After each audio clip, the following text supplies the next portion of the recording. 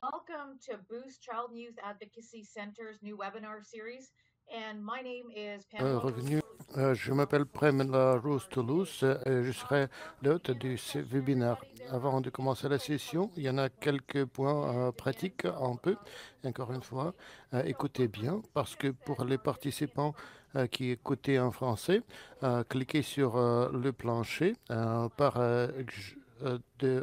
bas et puis manière suivante, c'est de voir la présentation en anglais. Faire le clic sur présentation en haut de l'écran pour suivre avec la présentation en français. Faites sauvegarder la présentation en français en faisant le clic sur les documents en droit. Et n'oubliez pas de sauvegarder vos présentations dans les sections documents sur le droit anglais-français. Les derniers 5 minutes, on aura des questions. Pour soumettre vos questions, je vous demande d'aller à droite pour faire le clic sur les messages. Et puis, participants, et faites entrer votre question. Vous pouvez donner vos questions à n'importe quel temps et j'essaierai de répondre à toutes les questions. Si je n'aurai pas du temps, je vais vous prévoir l'information, d'où le prendre si je ne pourrai pas. Si vous le regardez comme le groupe, alors mettez le numéro des participants dans le participant. Maintenant, j'ai l'honneur et le privilège de commencer notre webinaire et discussion aujourd'hui. Alors, pour commencer bien, et c'est toujours important en travaillant avec des gens indigènes, de commencer de travailler dans un bon voie, je voudrais que vous sachiez que je suis très honneur de faire de dire que je suis dans le territoire Wandish Treaty Territoire, dans le territoire de Toronto, Grand Toronto. Traditionnellement, c'était les points des gens Anishinaabe, Achibiba, Oshawa, Mississauga, les Algonquins et Haudenosaunee. C'était aussi bien connu comme Wormar, Seneca, Cayuga, Onada, Onondaga et Tuscarora. Alors, pourquoi est-ce que je commence comme ça? Pourquoi est-ce que je commence par bonne voie en faisant mention sur le territoire où je suis?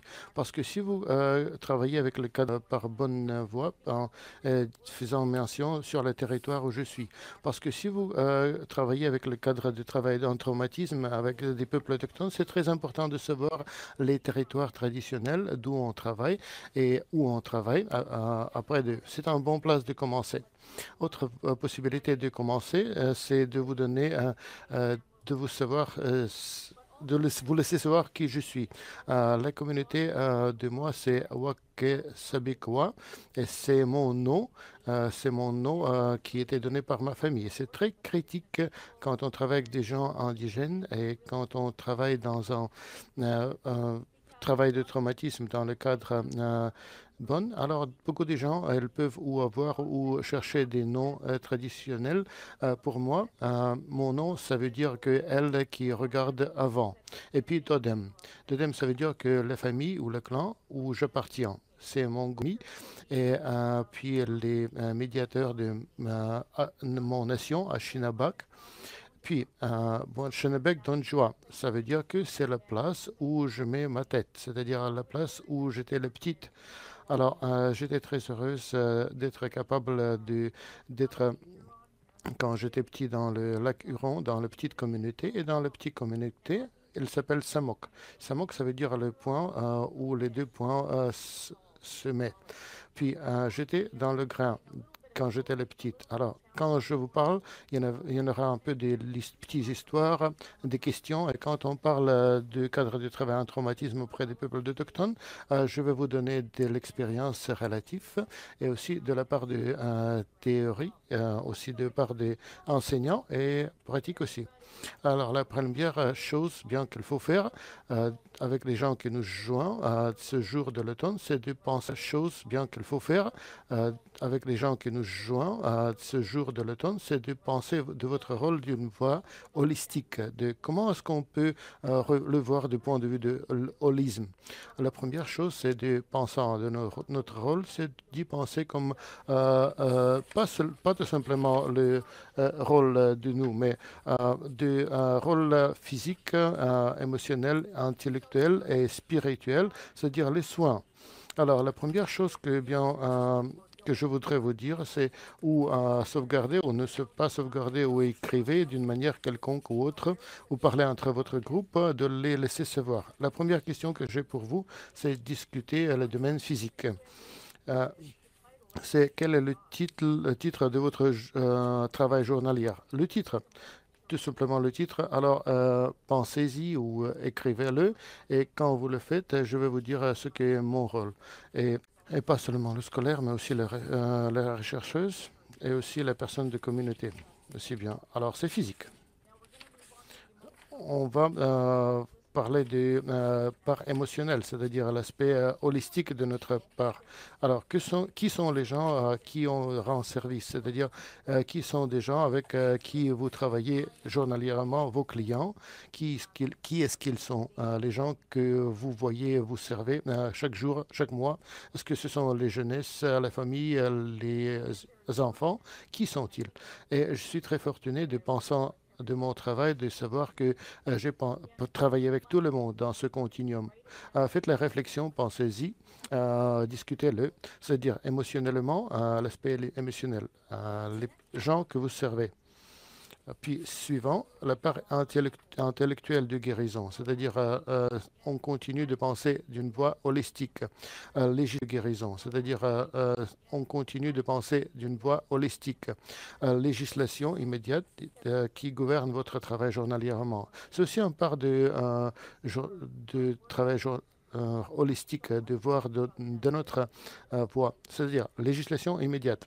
Est-ce que c'est l'acte d'éducation ou l'acte des services aux enfants? Est-ce que c'est le code criminel? Pensez de ce qu'est la législation immédiate pour vous. Et comme vous savez, bon, j'ai tout en liste avec les législations avec lesquelles je travaille. Alors, prenez la première. Le premier, avec quoi vous travaillez.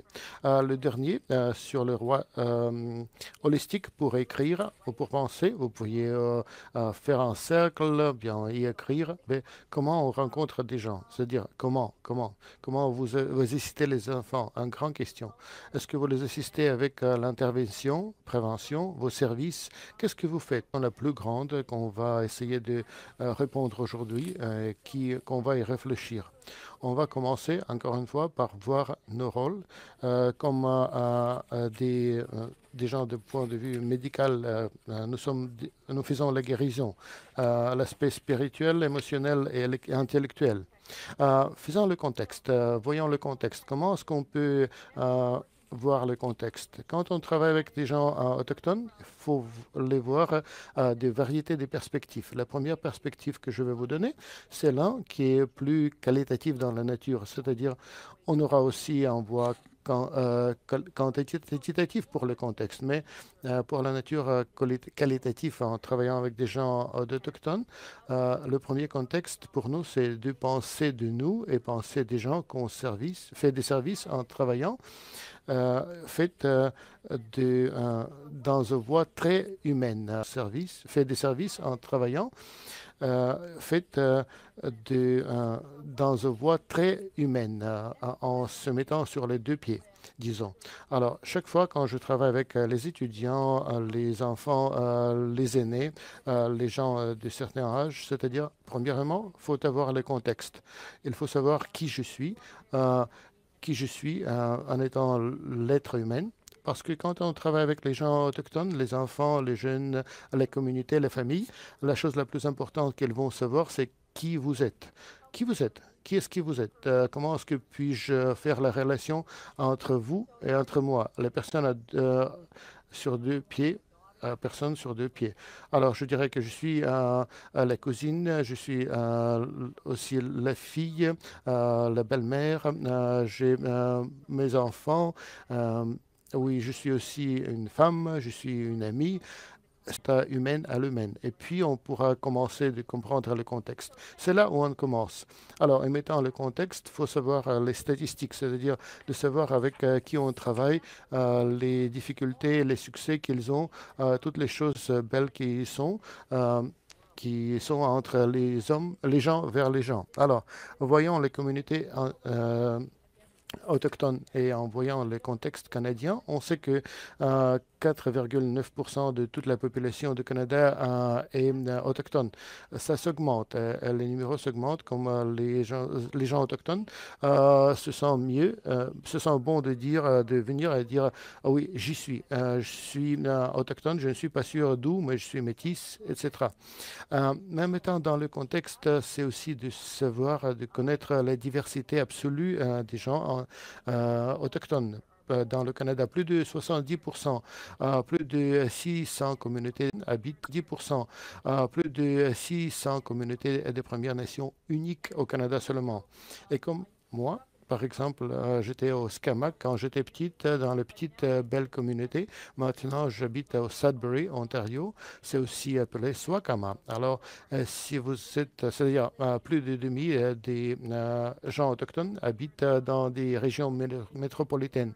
Vancouver, Calgary, Toronto, Montréal, Charlottetown, c'est le grand centre. On habite dans des régions métropolitaines. Et sûrement, mes amis, les statistiques, quand vous travaillez avec les enfants, la jeunesse, vous saurez que un tiers des autochtones sont plus jeunes que 14 ans. C'est aussi très important de se voir parce que dans notre monde, quand on travaille avec des jeunesses de famille, on sait que premièrement, c'est la population qui augmente vite et deuxièmement, la majorité de la population est très tous de cela. Bien, j'étais quand j'étais petit dans toute une belle communauté, mais aussi la communauté qui était placée au dehors pour être capable de voir des terres, des communautés. C'est-à-dire, on voit qu'il y en a au fin de le chemin une petite rivière, la réserve. Être dans la réserve, ce sont des choses bonnes et mal. On sait qu'il y en a des ressources en résultat du colonialisme. C'est-à-dire, bien, parfois, on nous met au dehors de vue, c'est-à-dire que les Canadiens non indigènes ne nous voient pas. Mais si on regarde les statistiques de 2016, encore une fois, quand on regarde les communautés autochtones et les familles, je sais qu'un tiers de tous les enfants sont les familles. Je sais qu'un tiers de tous les enfants sont au-dessus de 14 ans. Et deux, il habite avec leurs parents seuls, entière. Et c'était la situation typique. Ce sont les enfants, la jeunesse autochtone qui habitent ou ont habité avec les grands-parents. C'est-à-dire, c'est un système familial très complexe où les jeunes autochtones et les familles autochtones habitent. Il y en a la part statistique, mais aussi un composant très réel, vivant. J'étais dans ma petite communauté. Il y en avait beaucoup des cousins, des cousines, mes amis qui habitaient dans les situations particulières comme ça de famille. C'est la réalité de nos communautés. Chaque fois quand on parle de la famille, ce n'était jamais, presque jamais, rarement, autrement, c'était famille nucléaire, c'est-à-dire comme la famille nucléaire comme on regarde maintenant. Mais la plupart des familles sont mises dans des multifamilles, c'est-à-dire des gens y habitent ensemble ou dans le contexte métropolitain, typiquement ce qu'on a, c'est encore une fois le système de famille est très complexe avec les grands-parents, les cousines, les grandes familles. La définition aussi que les autres parents, elles sont très significatifs comme preneurs de soins dans la vie des enfants. Ça peut être aussi ceux qui ne sont pas reliés avec le sang, mais il y en a des preneurs de soins significatifs qui sont des individus qui étaient adoptés dans la famille ou qui étaient les membres de la famille par clan ou par de nom. C'est-à-dire, beaucoup de fois, ce ne sont pas les unités biologiques. Alors, certains des problèmes critiques, encore une fois, en travaillant avec des autochtones, les enfants, les jeunesses et les familles. Faut y penser. Qu'est-ce qu'ils voient, les familles, qu'on va travailler avec les jeunesses, les enfants? Je sais tout ce qu'il y en a. J'y étais quand j'étais petit. Je le rencontre chaque jour, aussi que dans le scolaire était le membre de la famille, de la communauté. Quand on parle des déterminants sociaux de santé, c'est comme en liste des choses à devoir, c'est comme en liste des choses à faire. Et quand on y regarde, c'est une liste des choses qui peuvent être difficiles, mais qui est très informatif aussi. Et quand on parle des déterminants sociaux de santé, des choses qui sont en relation de travail, des conditions de travail, de niveau de littératie, les maisons, les logements adéquats, adéquate à l'accès aux services services de soins, de santé, et puis la langue, d'autres choses de sa nature, de ce type. Quand on regarde les enfants, les jeunesses, et quand on fait les comparaisons des déterminants de santé de ceux-là, on sait qu'ils sont un risque presque pour tous les déterminants sociaux pour les enfants autochtones. Typiquement, ils sont pauvres. Typiquement, les enfants autochtones, définitivement, quand il vient aux questions des maisons adéquates, c'est-à-dire des sûretés de ce qu'ils mangent, ce sont toujours des choses difficiles. Quand je pense déterminant social, quand je pense de ma communauté et des enfants et des jeunesses avec lesquels qui je viens de travailler au sein du système éducatif, ces déterminants ils sont très réels mal quand vous entendez ces choses-là, mais ce sont les réalités et les expériences réelles, encore une fois, de ma communauté et des gens avec lesquels je travaille. Encore une fois, ce sont les choses critiques. Alors, sachant les aspects critiques, sachant que encore une fois, des aspects particuliers que les enfants et les jeunesses autochtones vont avoir dans leur vie, c'est très important de le savoir. Ça ne veut pas dire qu'on a fait l'approche même pour toutes les situations, mais il faut savoir le contexte quand on travaille avec des familles. Et c'est très, très important de le faire. La chose suivante que je voudrais parler, c'est une chose intéressante, c'est s'affaire avec euh, des vues sur la vie, sur le monde. Et c'est toujours en collision. Le point de vue sur le monde, elles sont en collision pour tous les jours, tous les jours. Et c'est pourquoi j'y parle. Il y en a les deux vues différentes. Celle traditionnelle, vision du monde, et celle technologique. C'est-à-dire les sociétés traditionnelles et celles d'aujourd'hui, où on veut bien vivre, c'est-à-dire d'avoir une bonne vie, comme on dit. Et puis toutes les nations, elles ont toujours leurs valeurs bonnes et vision du monde traditionnel. On a la société technologique qui a toute une autre vision et vision du monde. Ils ont leur propre vue qui sont en collision avec les points de vue traditionnels. C'est très important de comprendre pour ces raisons, parce que chaque fois quand on fait n'importe quel plan de soins, un plan de soins typiquement fait part de trouver les modes de faire la connexion entre ces jeunesse aux familles, ou trouver les modes de faire la connexion entre ces jeunesse aux familles ou l'enfant vers leur communauté, de le retourner là-bas pour essayer de laisser comprendre leur connexion avec la langue, la culture, de faire cet lien. Et le plan de soins, typiquement là, où c'est la connexion avec le centre des amis ou des Premières Nations, des organisations quelconques pour les assister avec, de faire les recherches généalogiques ou un lien, disons, avec l'organisation d'Inuit pour ces membres de la famille. Alors, je vais parler où ça se passe, où vous allez le voir.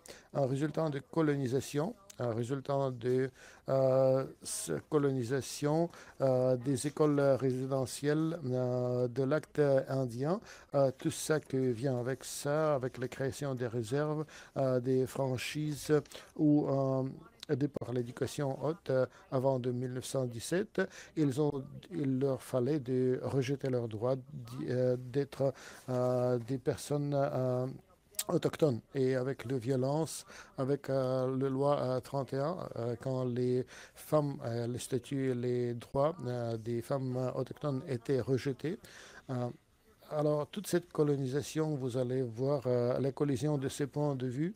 Les valeurs traditionnelles, ce sont les communautés qui sont encore de hautes valeurs.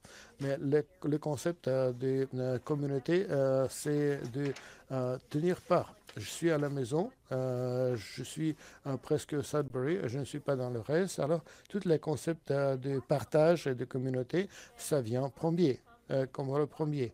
Et puis on voit le conflit avec les sociétés technologiques parce que ce qu'on voit, les valeurs ouvertes des droits individuels et droits de propriété. Alors, c'est conflit avec les sociétés technologiques parce que ce qu'on voit, les valeurs ouvertes des droits individuels et droits de propriété. Alors, c'est le conflit des valeurs pour les enfants, pour les jeunesses et les familles autochtones, spécialement s'ils sont déjà connectés, ont les valeurs, les liens avec les communautés, ou s'ils ont les valeurs traditionnelles et ils habitent dans les villes métropolitaines, alors dans les villes métropolitaines, les cultures à la communauté, ils essaient de revoir, retourner vers leur tradition. Alors, on voit la collision. Vous voyez les parts de spectrum très opposées. Pas seulement en tradition. La tradition, on aurait la coopération comme le clé. Et ce qui se passe, la coopération, c'est la valeur que, euh, qui est très important. La coopération, d'être capable de travailler l'un avec l'autre, interférence, c'est pas seulement non-interférence, mais ce qui est, c'est qu'on a des systèmes traditionnels et des places traditionnelles dans nos communautés qui nous assistent de réguler, faire les régulations des comportements bons et mal. Autrement, c'est-à-dire établir les normes, établissant les normes. Mais quand on regarde les systèmes et les sociétés technologiques, y inclut par exemple les écoles et tout ce qu'il y en a, on voit l'aspect de compétition qui est très important. Alors, quelque chose que beaucoup de familles voient tous les jours. Alors, pour comprendre ces points de vue sur le monde, c'est très important en faisant l'élaboration des plans de soins pour les enfants et les familles autochtones. Encore une fois, secret. Le secret est très important parce que les difficultés, quand on a, dès qu'on commence, c'est qu'il faut commencer du point de vue de l'approche holistique, encore une fois. C'est-à-dire avec une approche holistique, encore une fois. C'est-à-dire avec physique, émotionnel, et intellectuel et encore une fois spirituel, les aspects. Alors, le secret est présent partout. Ce n'est pas séparé de toutes les autres choses. La raison pourquoi c'est important, c'est ce qu'on voit dans les sociétés technologiques, c'est que pratiquement il y en a la séparation. Il y en a les secrets et le séculaire. Le secret devient institutionnel. Alors, quand on revient aux enfants, les jeunesses et les familles autochtones, encore une fois, vers les communautés, les centres des amis, les Premières Nations, les organisations inuites des Premières Nations, il faut savoir qu'on aura toujours ces collisions de points de vue. Pas seulement ça, mais les sociétés traditionnelles, le silence, c'est bien du valeur. Euh, Ici, on a la société où on parle, parle, parle. Conversation, c'est très important dans d'avoir le silence. Pas seulement, mais des gens, s'ils ont le soin de croire l'un l'autre, c'est absolument critique d'avoir le respect, d'avoir le respect et l'humour. Parce que la confiance, si on a l'humour, c'est la confiance. Pour nous, pour les petits-enfants, dans la voie traditionnelle, les enfants commencent avec l'humour pour démontrer la confiance. Mais ce qui est critique, mais dans le point de vue technologique, l'humour a sa place. C'est pas pour toutes les situations. Aussi, si on travaille dans la place, quand on fait les cas, quand on fait les premiers rencontres, les assistances pour les cours, bon, le compta visuel, dans les sociétés technologiques, on fait l'assumption, si on fait le compta visuel, il doit dire la vérité, ce qui est supposé d'être honnête, c'est la réalité. Mais dans les sociétés traditionnelles, c'est la réalité.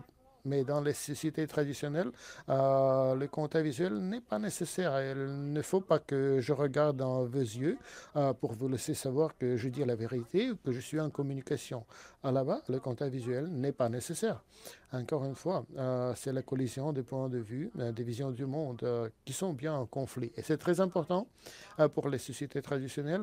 On sait qu'on devient le vieillissement. Les valeurs, c'est très important. Mais dans le monde technologique, il faut être jeune.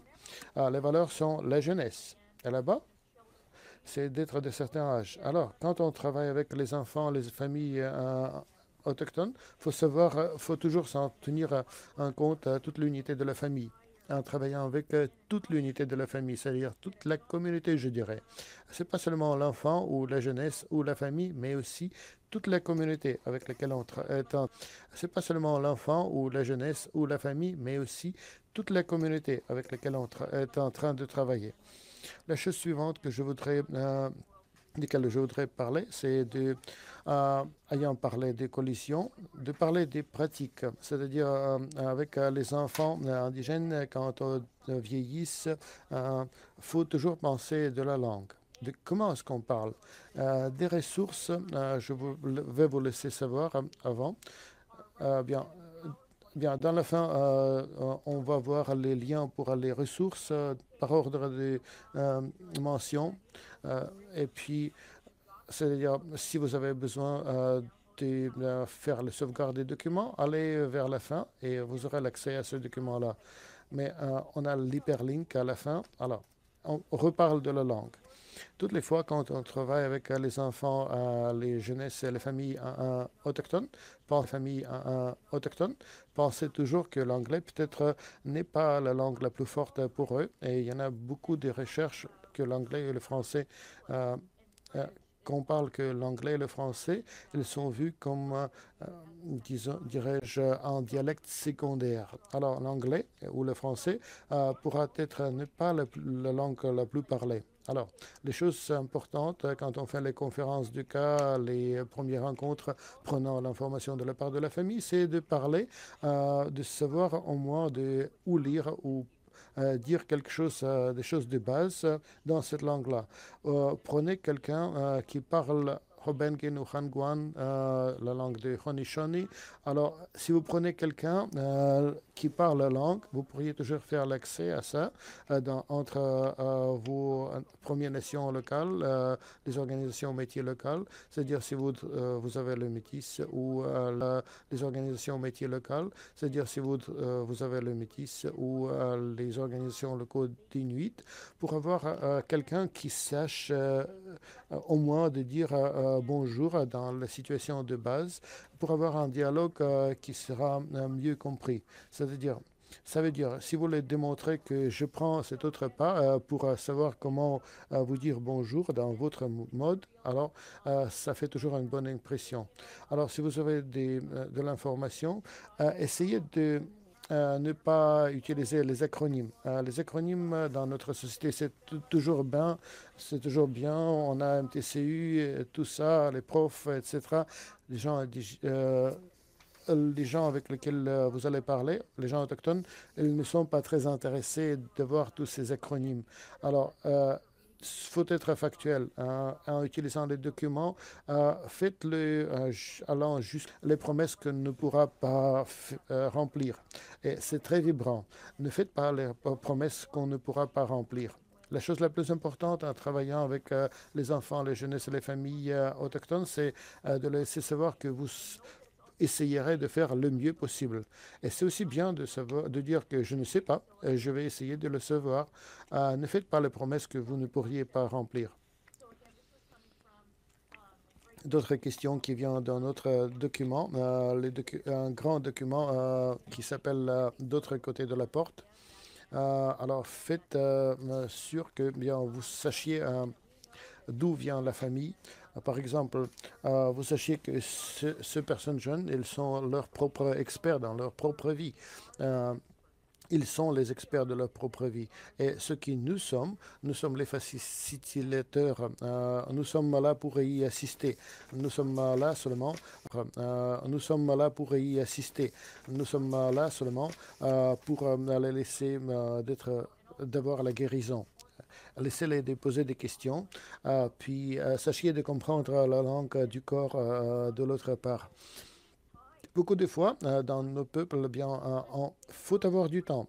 Faut avoir du temps quand on pose des questions. Il faut avoir du temps pour réflexion, pour penser, pour réflexion, pour donner la réponse. C'est pas que nous ne sachions pas quand on attend, mais on attend pour penser comment donner la réponse. Quand on parle avec des enfants, bon, faut laisser la possibilité aux enfants de donner d'autres options. Par exemple, de faire des dessins, pas seulement de le dire, de le vocaliser. Mais si vous ne savez pas les réponses pour les questions quand on vous pose les questions, alors dites que vous ne savez pas, mais que vous essayerez de savoir. Vous essayerez d'avoir les réponses. Les réponses. L'histoire. L'histoire avec les agences externes ou l'histoire qui est liée beaucoup de fois avec des structures ou des représentants non autochtones. Les structures non autochtones ces liens n'étaient pas tout à fait bons.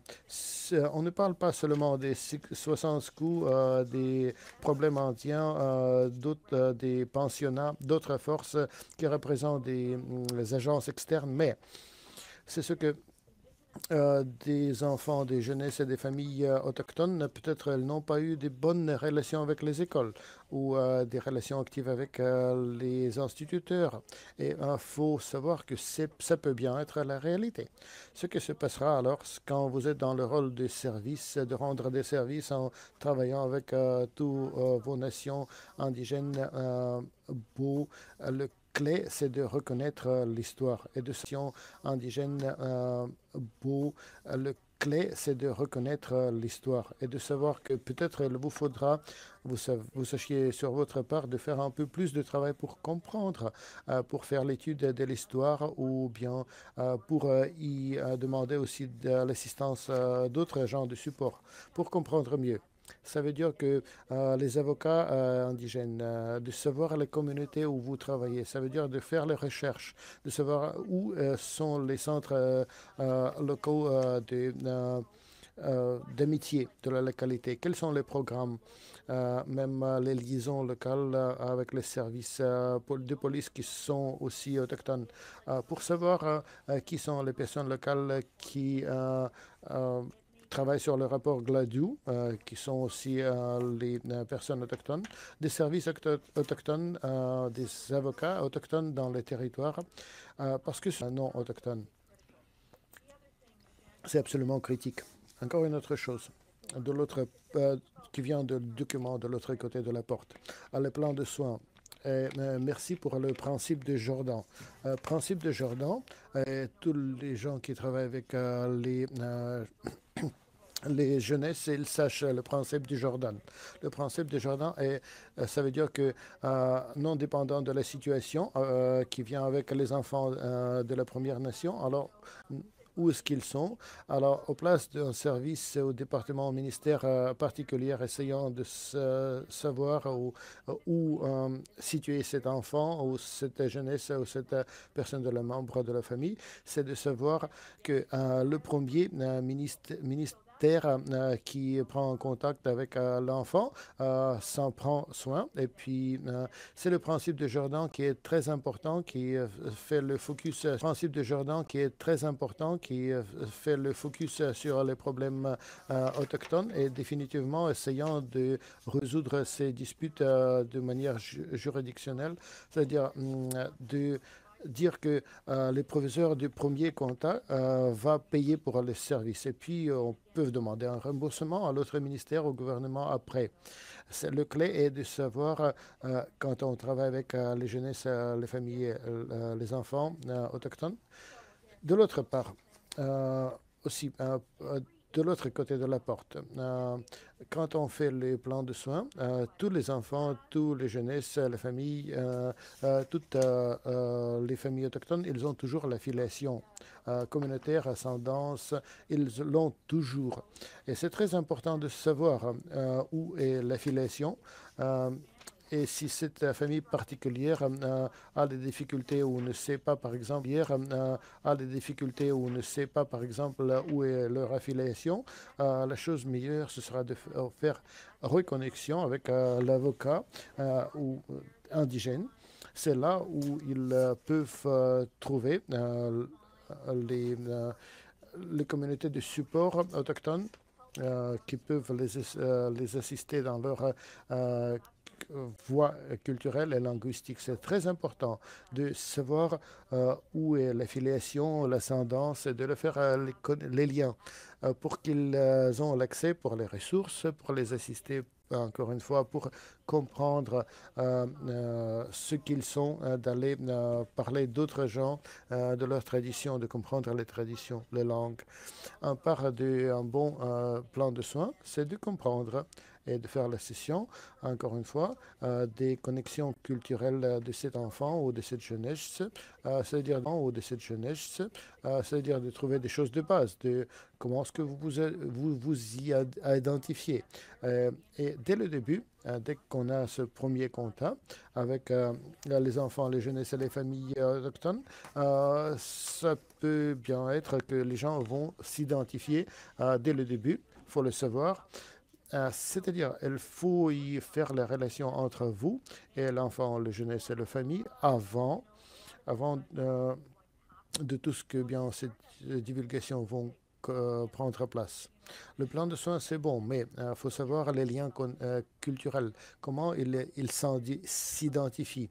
C'est-à-dire, comme ils s'identifient comme ça ou ça, bien, il faut s'assurer que vous sachiez ces connexions pour les gens de ressources, des descendances, des gens qui peuvent supporter les connexions, les liens, qui peuvent supporter les connexions, les liens culturels avec cette famille, l'enfant ou jeunesse. C'est très critique de le faire, absolument critique. Et encore une fois, les ressources communautaires, cette ressource communautaire qui doit vous assister pour le remplir. Alors, il faut s'assurer qu'on a cette connexion-là, ces liens-là. Le plan culturel, ça veut dire que en part de plan culturel, ça doit être très réciprocatif. Quand on fait un plan culturel, alors vous, étant l'individu qui fait le contact avec l'enfant, la famille, vous, comme l'individu, vous allez prendre votre propre chemin, parce que toutes les relations qu'on a dans notre travail professionnel, etc., mais on n'y peut rien faire parce que ça va faire prendre de notre chemin holistique, tout le travail qu'on fait entre toutes les connaissances qu'on vient d'avoir, les valeurs, les connexions, les entraînements, c'est toute l'information qu'on vient de porter dans cette relation de notre part. Parce que c'est la relation, toujours la relation entre nous et la famille, c'est tout ça que nous apportons en étant dans notre rôle. Alors, encore une fois, le plan culturel, c'est pour s'assurer, encore une fois, que étant en part de ce plan culturel, c'est de savoir où, qu'est-ce que la maison de communauté peut les donner. La communauté métisse ou inuit peuvent les offrir. Quel type de choses il se passe. Alors, c'est très important de s'assurer qu'il y en a encore une fois le partenariat. C'est le clé. Alors, à la part de documents, l'enfant devient plus fort. J'étais part de préparation de ces documents. J'étais part de préparation de ces documents. C'est très important de comprendre que chaque communauté, on a plus de 600 nations différentes, Premières Nations aussi au Canada, et on a plus de 70 langues distinctes, mais c'est très important de comprendre que toutes les nations ont leur propre, presque, dirais-je, leur propre lien, c'est-à-dire avec les vies des gens. La plupart, ils ont des manières très proches de comprendre comment on fait notre vie, c'est-à-dire notre vie dans ce monde-là. Encore une fois, ça vient du document qui s'appelle Un enfant devient plus fort. A child becomes strong. Et puis, quand vous travaillez avec des cultures différentes, c'est très important de faire la connexion avec vos organisations locaux, vos organisations locaux autochtones. Alors, ce qu'on dit, les premiers gens, ils s'appellent la belle vie. Good life, la belle vie. C'est typiquement quand l'enfant, tout petit, dès le début, voit tous les gens autour de lui ou d'elle. Il y en a toute la famille, les aînés, les grands-mères, toute la famille, les parents, les grands-parents, ce qu'ils sont, il subvient à tous les besoins de l'enfant, spirituel, émotionnel, physique de cet enfant. Ça se passe pendant les premiers 7 années du développement de l'enfant. Alors, ça s'appelle la bonne vie, la belle vie.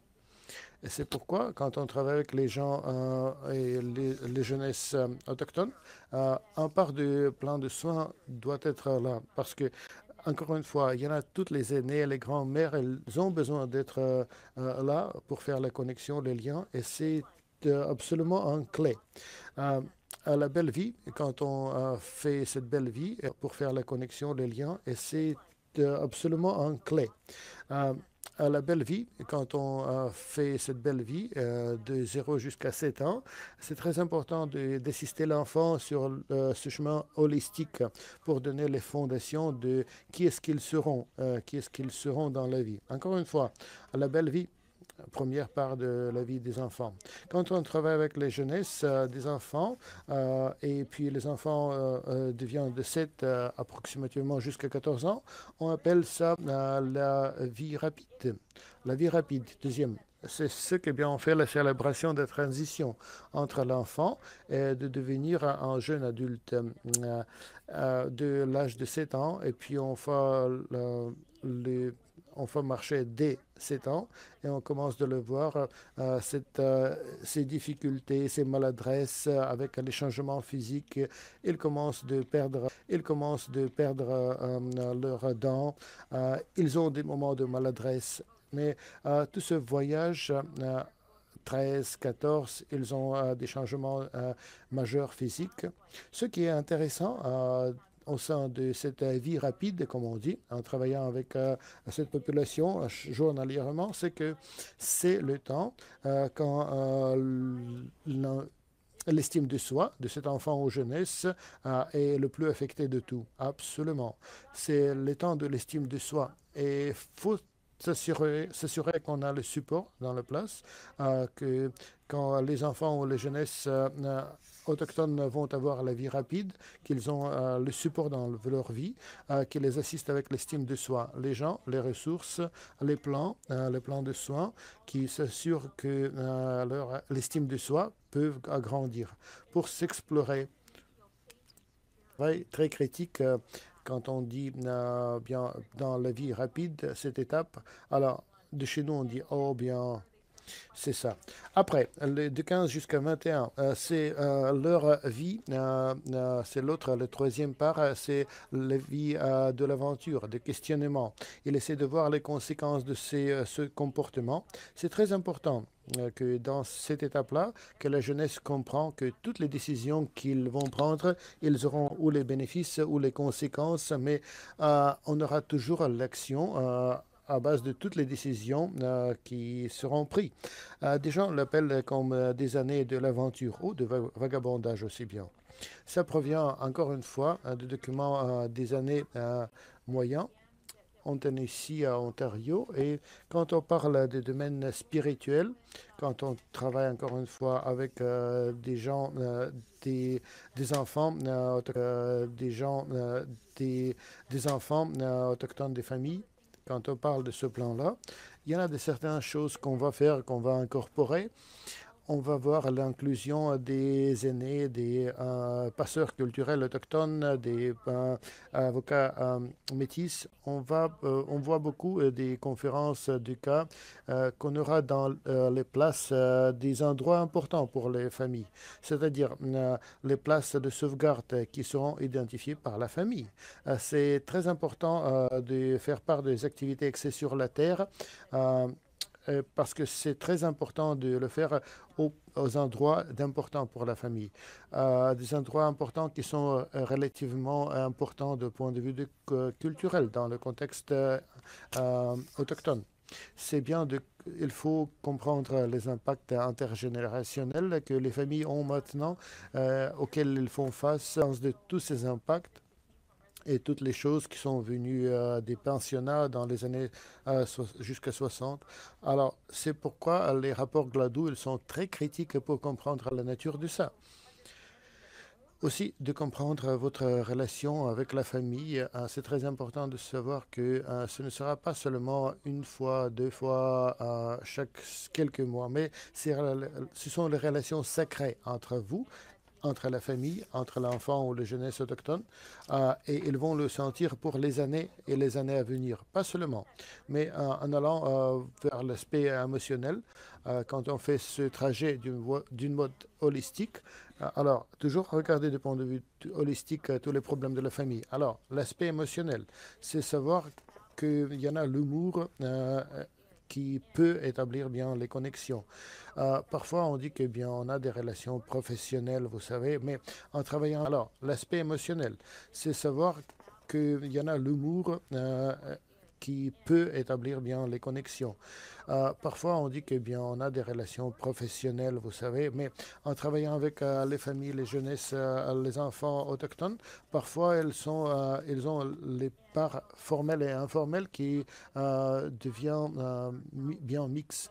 Il faut le négocier entre vous, au sein de vous-même et de savoir que cette relation, ce ne sera pas seulement une relation sacrée, mais aussi continue et très personnelle.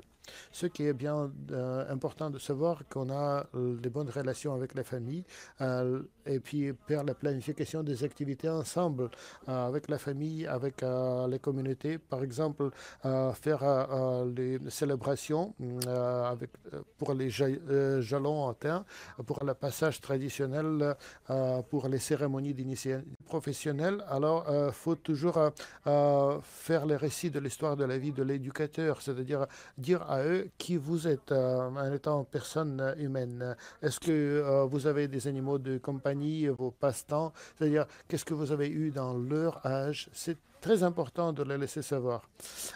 Aussi l'aspect intellectuel en faisant ce voyage holistique.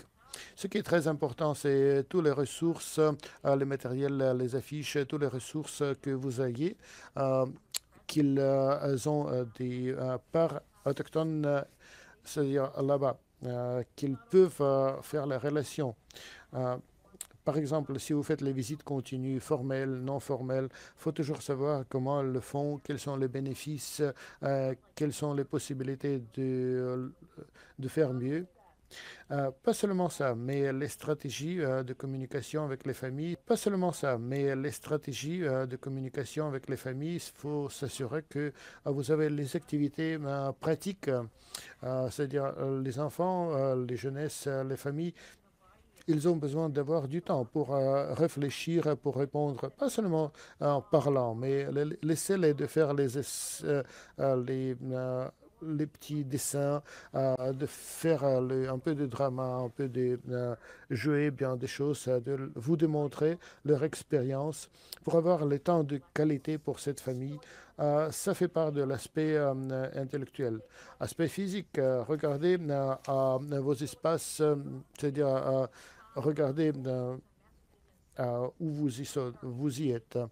Vous avez les affiches qui doivent avoir les symboles traditionnels de ce territoire où vous êtes, ou ce territoire où vous vous trouvez. Parce que même si la famille ne sache pas la langue, c'est très important de voir les signes. S'ils vont voir les signes sur les affiches, ça leur dit bienvenue. Encore une fois, il y en a des questions qui sont en relation avec la sûreté euh, des choses à manger, c'est-à-dire assurez-vous que le repas, les collations, ils sont pour eux. Ça fait part des relations respectueuses. Assurez-vous que toutes les communications, bien, quand on parle de langue autochtone, Ani, Tanché, Sego, ce qui c'est, mais ça veut dire qu'il vous faut savoir les, euh, au moins des choses de base de la langue. Puis, la reconnaissance traditionnelle des territoires autochtones qui est très important. C'est ce avec quoi on vient de commencer. Ça revient pour les appels de commission de réconciliation. C'est toujours problématique de ne pas oublier de les commencer avec les reconnaissances traditionnelles des territoires autochtones. Si on fait médiation, la cour, nonobstant bien, même dans la correspondance, dans le site web, tout ça qu'il y en a, fait les reconnaissances traditionnelles des territoires autochtones. Ça les envoie le message que, bien, on comprend, on sait, on a l'histoire, on va faire l'honneur pour les gens de ce territoire. Euh, puis à la fin, il y en a les sources par l'ordre de mention, mais je voudrais vous dire encore une fois, quand on parle des blocs de connaissances, on a les blocs personnels et le bloc organisationnel. On obtient cette information, par exemple, ayant travaillé sur euh, le cadre de travail de traumatisme auprès des peuples autochtones. Il faut savoir avec quel type d'expérience, formation, par exemple, ayant travaillé sur euh, le cadre de travail de traumatisme auprès des peuples autochtones. Il faut savoir avec quel type d'expérience vous avez comme étant la personne qui le fait. Qu'est-ce qui fait de vous une personne et un professionnel? On prend ces blocs informatifs avec nous, personnels, on le porte avec nous, et puis tout l'entraînement qu'on a eu avec pour l'information sur les peuples autochtones, ça doit être le début pour nous, le début qui nous permet de commencer de savoir de plus. En ayant travaillé avec les enfants, les familles, c'est le chemin pour soi-même, parce que ça devient le chemin pour traverser, pour connaître mieux nous, qui nous sommes, où nous sommes, nous nous trouvons dans les places, dans les places des les théories. Et c'est pourquoi les connexions culturelles, c'est très important. Il faut reconnaître, refaire les liens entre les enfants, les familles, avec leur territoire autochtone. Tous les concepts, tous les concepts de notre monde intérieur. C'est-à-dire, les enfants, les familles étaient subjugués sur violence, par stéréotypes, par des activités, par racisme, d'autres messages, d'autres situations. Mais ce qui se passe, c'est quand on fait le Soul Moon, d'autres gens font au mal ou au bon pour, pour nous. Et vous savez, si on fait les rencontres avec les traumas, on devient moins ouvert. Et c'est pourquoi les liens culturels sont très importants. C'est la culture. Vous savez, si on fait les rencontres avec les traumas, on devient moins ouvert. Et c'est pourquoi les liens culturels sont très importants. C'est la culture. Les liaisons avec les sénateurs des Métis, ceux qui ont la connaissance, les contributions de l'histoire des aînés. Ils vont nous apporter tout ça. Voilà, je sais ça. Ok, j'ai eu la possibilité de participation en powwow aujourd'hui ou demain. C'est un jour à célébrer. Eh bien, on prend toute cette information, on la porte avec soi. Ce jour-là, par exemple, j'ai su un autre mot dans mon langue, dans ma langue. Alors, tout ça fait part de notre part intérieure. C'est-à-dire, c'est tout un voyage très beau. Et parfois, quand on travaille avec les enfants, les jeunesses, les familles autochtones, nonobstant que ce sont beaucoup de fois des situations traumatiques, on est capable de s'assurer qu'il y en a la croissance et que pas seulement ça, mais que cette famille a le pouvoir. On les donne, redonne le pouvoir à cette famille. Les pouvoirs, pas seulement en faisant votre travail, étant le facilitateur de l'assistance, mais aussi ils vont prendre le pouvoir de leur langue, tradition, et c'est vraiment important, c'est le clé. Pensez de votre information personnelle, organisationnelle, prenez tout ça, pensez des pratiques de compétences culturelles, hein, les résolutions des droits d'enfants, des gens, toutes ces choses que vous avez pendant votre entraînement et portez toutes ces choses-là. N'oubliez pas de dire qui vous êtes parce que c'est le point d'entrée, le point de début, d'avoir la famille qui est dans le trauma ou l'enfant ou la jeunesse dans le trauma, de savoir que vous êtes, qu'on peut vous approcher. Et si vous ne savez pas, dites toujours que je ne sais pas, je vais essayer de savoir, mais c'est très important parce que les relations que vous auriez, ce sont les relations qui vont être les relations à long terme. Et ça doit être bon pour vous, pour eux. Avec tout ça, je dirais midwich, ça veut dire merci dans ma langue, Newawa, parce que je suis sur le territoire d'Ashoni ici, parce que je suis dans le territoire Wandish, Punspun, ici à Toronto. Je voudrais vous remercier dans toutes les deux langues. Et aussi, thank you very much, et merci beaucoup. Et merci. Alors, maintenant. Ah bon, c'est une bonne question. Voilà. Yeah. So I do have one, like, do you have any guidance or Est-ce que vous avez des suggestions de comment faire part de votre information personnelle sur vous? C'est une bonne question de voir. Oui. in which state? Ce que je dirais normalement, beaucoup de fois, et ça dépend aussi d'où on est, à la location, c'est-à-dire à la place où on se rencontre à la famille. Normalement, ce sont les maisons sûres. Parfois, on apporte les photos de leur famille, c'est-à-dire on a les photos sur les tables. Ça fait un élément personnel, mais aussi de trouver les opportunités dès qu'on commence, disons, la conférence du cas où on rencontre la famille pour la première fois. Encore une fois, essayez d'utiliser la langue en vous introduisant, le laisser savoir dès le début. Je dirais que pas seulement qui vous êtes, votre titre particulier, mais aussi laissez-leur savoir de personne. J'ai aussi un enfant, j'ai aussi que les enfants de votre âge. Je suis vraiment heureuse de faire part dans votre vie, dans la vie des gens. C'est très important de trouver le temps de l'insérer même pendant les conférences de cas. Si l'enfant parle, disons, des mémoires très heureux, alors vous pourriez toujours faire les relations. Oui, je peux faire les relations de ça. Oui, par exemple, oui. Moi, j'aime aussi d'être tout près de l'eau. Je fais beaucoup ça, bien, je voyage pour être tout près de l'eau toutes les journées. C'est l'opportunité, une bonne opportunité. Les enfants, elles sont toujours curieux. S'ils voient quelque chose sur votre table, quelque chose qu'ils sont intéressés, ils vont demander toujours, c'est la photo de qui? Et n'oubliez pas de dire dès le début que moi, je suis le parent, je suis la tante, ou bien dès le début, oui, je pourrais laisser l'être I also le see parent, bien un autre. Yeah, so this is a good one. So this has to C'est do with the c'est tradition. bon, c'est les bonjours traditionnels. Mais qu'est-ce qu'on fait si la personne ne sait pas son langue traditionnelle? Oui, c'est une bonne question. Using the traditional Alors, on pourra toujours utiliser ce bonjour traditionnel, mais si ça le fait inconfortable, oui, c'est potentiel. Mais I always moi, je le fais toujours comme ça.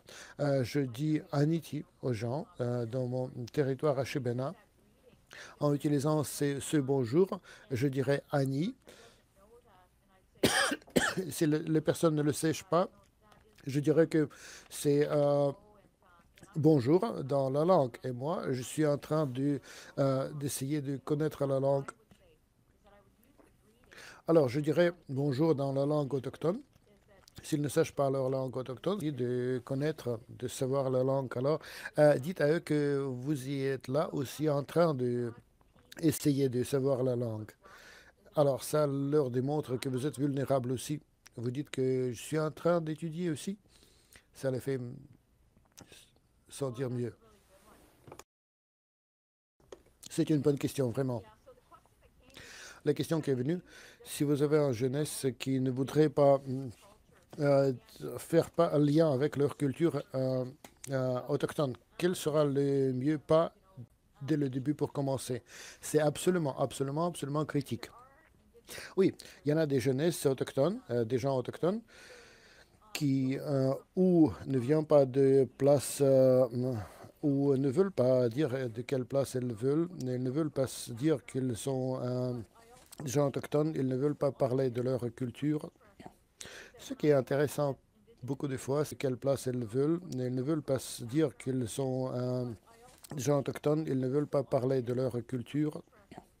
Ce qui est intéressant beaucoup de fois, c'est quand on travaille dans les écoles, par exemple, avec des jeunesses autochtones, beaucoup de fois, ce qu'on fait, c'est que je vais leur donner comme l'information. Le premier pas, c'est toujours la musique, comme pour moi. La musique, oui, dès le début, la musique.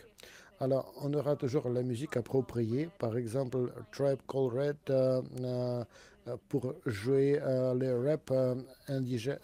rap autochtones et typiquement les jeunesses autochtones, comme elles ont l'affinité vers la culture, la musique, c'est toujours un premier pas pour moi, pour les laisser savoir que bien voilà, c'est leur musique.